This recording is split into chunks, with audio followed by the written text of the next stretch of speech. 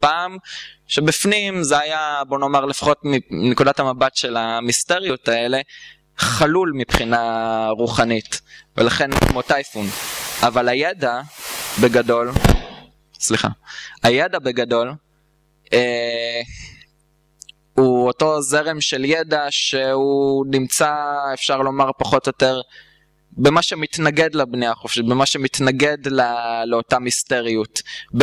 בעצם כל התורות האלה פחות או יותר התחילו להיעלם או ניסו להעלים אותם כשהכנסייה קמה לתחייה, ובאמת הכנסייה הייתה גוף נורא אכזרי והם נלחמו תמיד אחד בשני כל השנים. אז רוצה לעבור לקטע הבא. זה גם כן, זה חלק מה שהקראתי עכשיו. אז כמו שאמרתי, בסדר, אייזיס היא הכנסייה, ובמהלך השנים חיפשו את הידע האבוד דרך כל מיני מסדרים, ופה הוא מסביר, יש לכם פה In the dark retreats of Islam, the Sufi and dervishes explored the depths of nature. Among the Jews, the learned rabbins unrevealed the intricate skein of Kabbalism, and alchemists in their retreat explored the infinite chemistry of existence. כלומר, כל האגודות האלה, המאוד אזוטריות, אבל מה שאני אראה לכם שזה זרמים מאוד מאוד מאוד נקודתיים ואפשר להצביע עליהם, הם ניסו לשמר והם תמיד היו בחזית במאבק מול הכנסייה בגדול. אז פה למשל זה הקדמה למה שאנחנו הולכים לדבר עכשיו, מי הם אותם קבוצות, איך הם שימרו את היד הזה, מה זה היד הזה.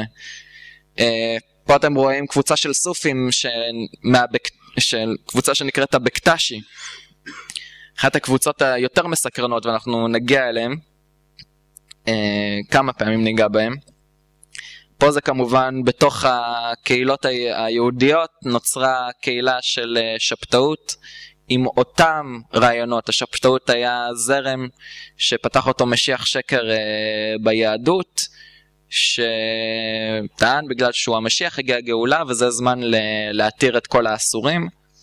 פה כל מיני אגודות של אלכימאים לתת קצת את הרקע של הסודיות שבהם הם הסתתרו והסתירו את הידע שלהם. באותה תקופה לא יכולת להגיד בדיוק מה אתה עושה, ולכן היה צריך להשתמש בקודים, והיו אומרים, אנחנו הופכים עופרת לזהב.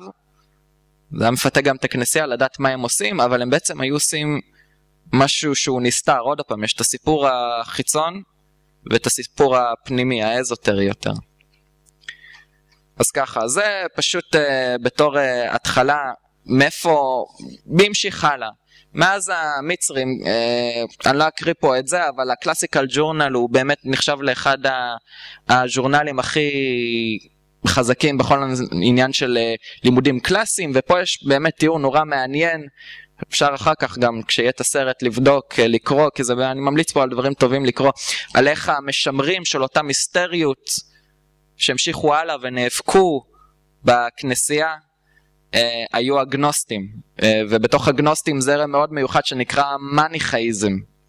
פיתחו כל מיני תורות מעניינות.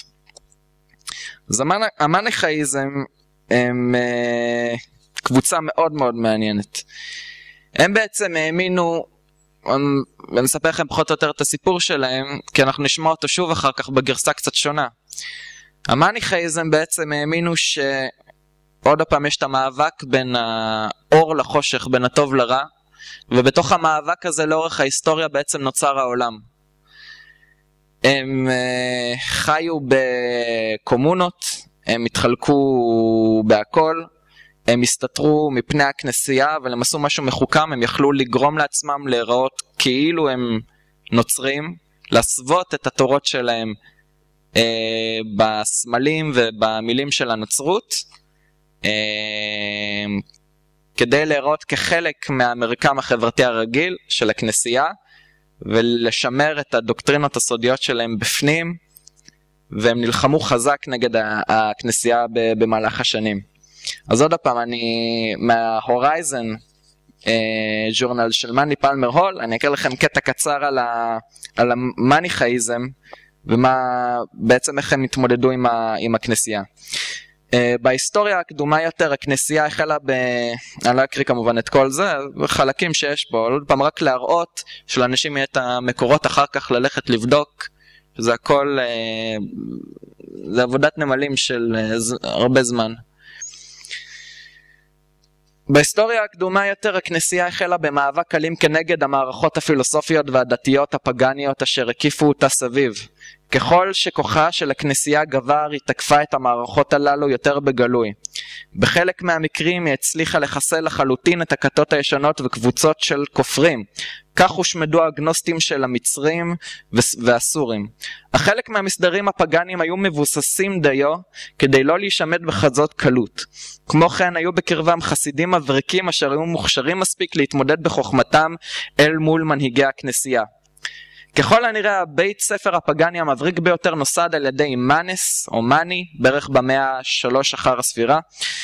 ניתן לזהות את הכפירה של מאנס בניסיון למזג תיאולוגיה נוצרית עם מיסטיקה אסיאטית. בהמון מובנים הדבר הקביל לנאו-פלטוניזם, אך יישם השפעה רחבה ומיידית יותר.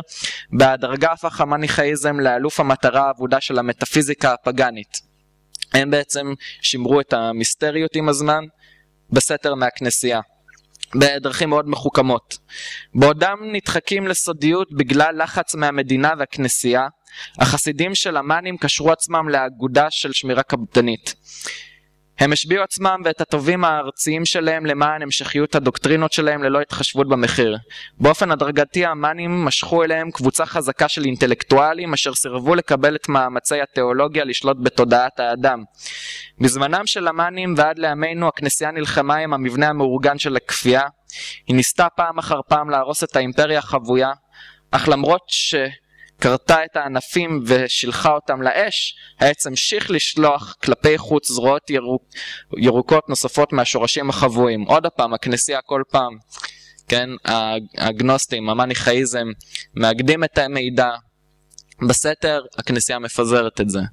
המאבק בין האור לחושך, על פי איך שהם ראו את זה. החסידים של המאנים, של המאנס, קראו לעצמם בני האלמנה. זה בגלל שהורוס, בגלל שאבא שלו אוסיריס מת, איזיס היא אלמנה, הוא בן של אלמנה. אפשר דרך לזהות בונים חופשיים, למשל, יצא לי לשמוע באמת שזה עובד, זה לשאול את הבן אדם, וזה פחות או בשפיים, תגיד, אתה בן של אלמנה? אז כמובן הוא מבין על מה אתה מדבר. אז המאנים היו הילדים של העולם הפגני העתיק לאחר מותו. המקדשים שלהם נהרסו, המיסטריות שלהם חוללו, הטקסים שלהם הופתו, והסמלים שלהם פורשו שלא כהלכה. אך עדיין הם סבלו זאת והקדישו עצמם לשיקום עידן הזהב, כאשר החוכמה תשוקם ורודנות המין תגיע לקיצה.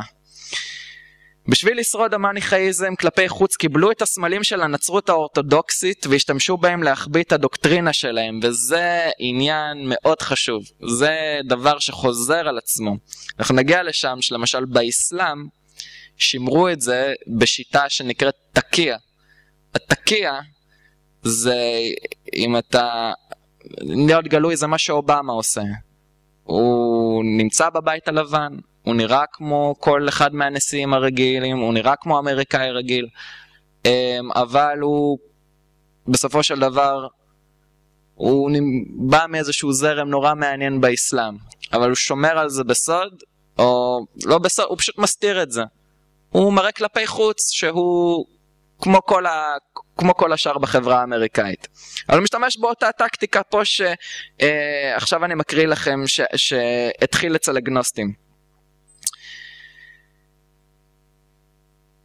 אז בשביל לשרוד המניכאיזם כלפי חוץ קיבלו את הסמלים של הנצרות האורתודוקסית, חלק התנגדו באופן מוחלט, אך השימוש שלהם במונחים תיאולוגיים היה כה פיקח שהכנסייה עצמה לא הייתה בטוחה מי מילדיה נדבק באמונה הכופרת.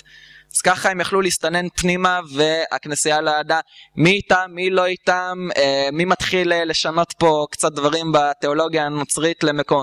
הם לא ידעו. וידוע על מסדרים שונים שבהם בתוך הכנסייה, בתוך הנצרות, שבאמת הצליחו לעשות את זה, והמניכאיזם באמת ידוע כתור קבוצה מאוד מוצלחת בעניין הזה.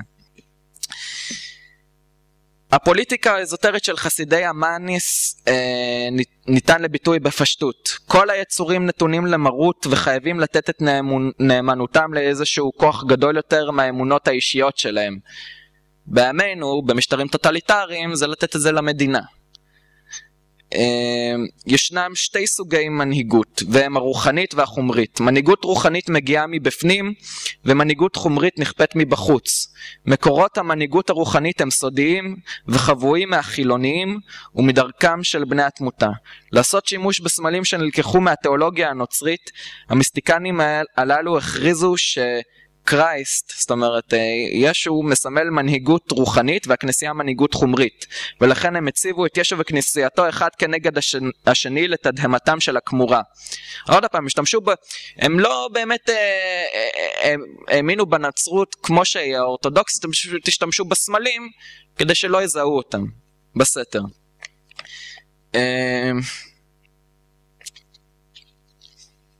בסדר. דתו של ישו היא אהבה אשר מקום מושבו הוא בלב, זה כמובן דעתו של המחבר שם. דת